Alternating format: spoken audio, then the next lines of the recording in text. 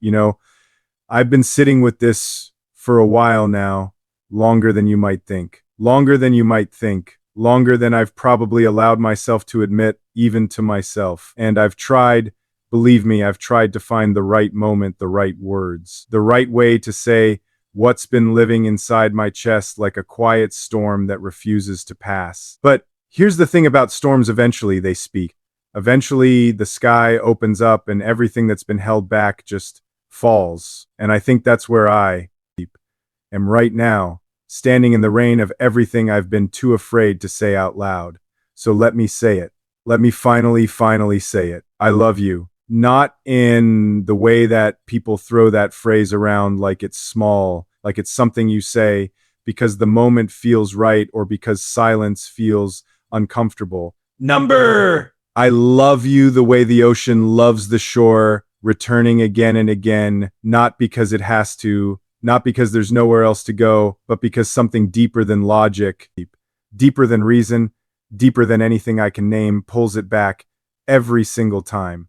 That's what you do to me. That's what you've always done to me. And I know what you might be thinking. Keanu, why now? Why are you standing here telling me this now? And my honest answer, the only answer I have, is because I almost didn't get the chance. Because I've watched life move fast enough to understand that the things you leave unsaid don't wait for you. They don't sit patiently on a shelf until you're ready. They either get spoken or they become the silence you carry for the rest of your life. And I've carried enough silence. I've built walls out of it. I've used it as armor and as company and as a kind of companion when everything else felt too sharp, too real, too close. But silence never loved me back. And you have, even when I didn't deserve it, even when I was distant, even when I was somewhere else in my head, lost in the particular kind of grief that makes a man go deep.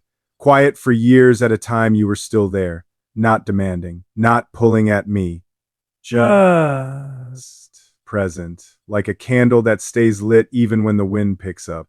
And I don't know if you understand how rare that is. I don't know if you understand how many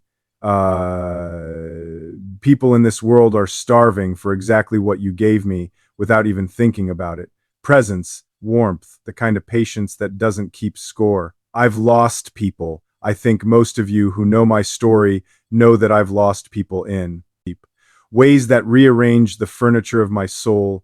And when you lose someone, when you lose them in the way that I have, you start to build a kind of philosophy around impermanence. You start to believe, maybe not consciously, but somewhere deep in the basement of your heart, that loving something fully is the same as setting yourself up to lose it fully. So you hold back, you keep one foot outside the door, not because you don't care, but because caring too much, loving too openly, feels like standing on the edge of something you've already fallen off of before. And falling when you know how far the ground is takes a different kind of courage. But here's what I've learned. Here's what life has slowly, patiently, sometimes painfully taught me. The cost of holding back is higher than the cost of falling. Because when you hold back, you don't actually protect yourself from loss, you just lose differently. You lose the present moment. You lose the warmth that's right in front of you. You lose the chance to be fully alive in the time you actually have. And that loss, the quiet, slow loss of a life half-lived, that's the one that haunts you. Not the love you gave and lost, the love you never gave at all. So I'm giving it, right now, all of it. No reservations, no footnotes, no version of this that's been softened down to something safer. I am standing here in the full, unedited truth of what I feel, and I'm telling you, you are one of the most extraordinary things that has ever happened to me. You walked into my life not like a lightning bolt, not like one of those dramatic, cinematic moments where the music swells and everything goes slow. No, you came in quietly, almost sideways, the way the best things usually do. You were just there, and then you were more there. And then one day I looked up and realized that somewhere along the way, the shape of my world had changed, and you were the reason. You had become, without any announcement, without any ceremony, the person I wanted to tell things to first, the person whose laugh I looked for in a room before I even knew I was looking, the person whose opinion I valued more than I was ready to admit, because admitting it meant admitting how much you already mattered. And that scared me. I won't pretend it didn't. I've been scared of a lot of things in my life, and I'm not too proud to say it. I've been scared of grief. I've been scared of joy. I've been scared of hope, because hope is the riskiest thing a human being can carry. Hope means you believe in something good coming, and believing in something good coming means you have something to lose. But you taught me something about hope, not through any grand gesture or perfectly timed speech, just through the way you showed up day after day with your whole heart on display. You reminded me that hope isn't weakness. Hope is the bravest thing there is. I want to talk about who you are for a moment, because I think sometimes the people who deserve to be seen the most are the ones who spend the most time making sure everyone else is seen first. And that's you. That's exactly you. You have this quiet generosity that operates without applause. You give without expecting anything in return, not because you've been told it's the right thing to do, but because something inside you is genuinely wired for connection, for care, for lifting people up without making them feel like they owe you for it. Do you know how rare that is? Do you have any idea how many people in this world perform generosity, perform kindness, wear it like a costume for the right audience, and then hang it up when no one's looking? You don't perform. You just are. Consistently, stubbornly, beautifully, you just are. I think about the conversations we've had. The late ones, the ones that started about something small and ended up somewhere neither of us expected. The ones where we sat with something difficult and didn't rush to fix it or wrap it up neatly, just let it breathe between us like we trusted each other enough to not have all the answers. Those conversations changed me, not in some dramatic, sudden way, but in the slow, tectonic way that real change always works deep below the surface, shifting things at a level you don't notice until one day the whole landscape is different, and you're standing in it going, when did this happen? How did I get here? And you look back and you trace it, and every trail leads to the same place. To you, to the way you listened, to the way you made me feel like what I said mattered, like who I was underneath all the noise and all the mythology and all the public-facing version of Keanu Reeves actually mattered. Just the man, just the person, just me. Nobody does that easily. Nobody does that without effort. And the fact that you did it, the fact that you have continued to do it, is something I will never take for granted for as long as I live. Now, let me say something about love, because I think love is one of the most misrepresented things in the world we live in. We are shown love as passion, as electricity, as the breathless, burning beginning of something that's always depicted at its most heightened, its most cinematic peak. And yes, that exists. That spark, that pull, that thing that happens when someone walks into your field of awareness and suddenly you're aware of every detail, the way they move, the way they think, the space they take up in the air around them. That's real. I'm not dismissing it, but that's not the whole of love. That's the entrance. That's the door. What love actually is, what I believe love actually is at its deepest, most enduring truth, is a choice you keep making every single day, even when it's inconvenient, even when you're tired, even when the electricity has settled into something quieter, something warmer, something that doesn't announce itself with fireworks, but is instead just always on, like the sun, always there, sustaining everything.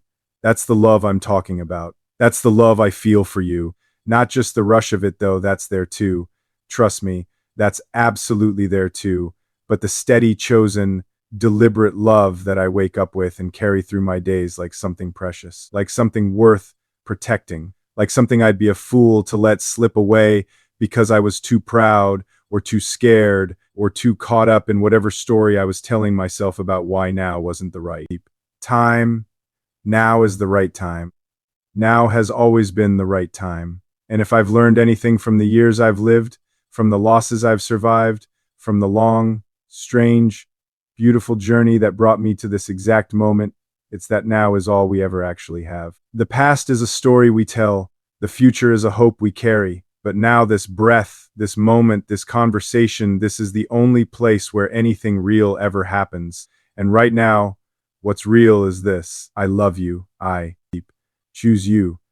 I am choosing you with the full, conscious, wide awake weight of everything I am. I want to be the person who shows up for you, not just in the good moments, not just when things are easy and the world is being kind and life feels like it's moving in the right direction. I want to be there in the hard parts too, in the 3 a.m. moments when the weight of something gets too heavy and you need someone who isn't going to flinch. I want to be steady for you the way you've been steady for me. I want to love you in a way that makes you feel safe, not trapped safe. Safe to be exactly who you are, all the versions of you, the confident one and the uncertain one, the one who has everything figured out, and the one who's just guessing like the rest of us. All of those versions are welcome here. All of those versions are loved. I want to grow old thinking about the conversations we haven't had yet.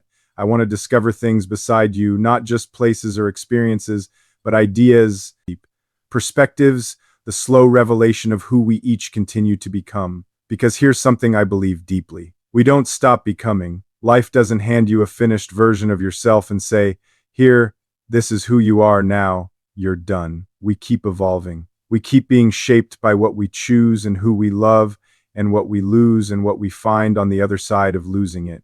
And I want to do that evolving next to you. I want to be changed by you, and I want to be part of what changes you in the ways that make us both more, not less of who we're supposed to be.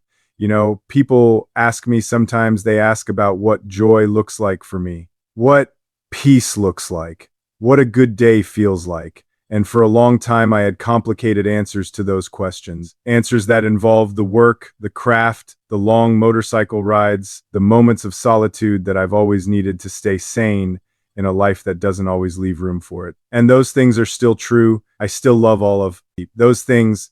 But lately, the simplest answer to that question has had your name in it. A good day has your voice in it somewhere. Peace looks like being in the same room as you without needing to perform or explain or be anything other than what I am. Joy, real joy, the kind that sits in your chest without any anxiety underneath it that happens when you laugh. When something catches you off guard and you laugh without warning, and for that second, everything in the world is exactly the right size. I've kept this secret long enough, not because I wanted to, not because I thought it was the noble thing to do, but because some truths feel so big that speaking them out loud seems like it might break something, like naming them might make them too real, too exposed, too vulnerable to all the things that can go wrong. But I understand now that not speaking them is the thing that breaks something. Silence might feel like safety, but it isn't. Safety is honesty. Safety is trust. Safety is looking at the person who matters most to you and saying, here is the whole of it. I'm not hiding any part of this anymore. So here is the whole of it. You are it for me. You are the thought I return to, the face I look for, the person I want beside me when the world is wonderful and when it's terrible, and in all the unremarkable in between, where most of life actually lives. You are my person, and I know that might sound simple. It is simple, actually. That's the thing. That's what I've come to understand. Love, when it's real, is one of the simplest things there is. We complicate it. We dress it up and second guess it and run it through filters of fear and pride and timing and circumstance. But strip all of that away, and what remains is simple. I love you. I want you. I choose you. I'm not keeping that secret for one more day. And I want you to know that whatever comes next, whatever shape this takes, whatever road we walk from this moment forward, you will never have to wonder. You will never have to question or decode or read between lines trying to figure out where you stand with me. Because you stand right here at the center, at the truest, most unguarded part of everything I am. And that's not a place I've let many people near. That's not a place I open easily. But for you, there is no door. For you, there has never been a door. You somehow got inside before I even knew I'd let you in, and now I can't imagine, I don't want to imagine what it would look like without you there. I've made mistakes in my life. I've been too closed, too guarded, too slow to say the things that needed saying. I've let moments pass that deserve to be seized. I've chosen the armor when I should have chosen the vulnerability. But I am making a different choice today. I am choosing the open hand over the closed fist. I am choosing to say the true thing even though it shakes, even though my voice is not entirely steady as I say it, even though everything that makes a person want to protect themselves is screaming at me to slow down, to be careful, to not go this far out onto the ice. I'm going. I'm going all the way out because you're worth it, because this is worth it.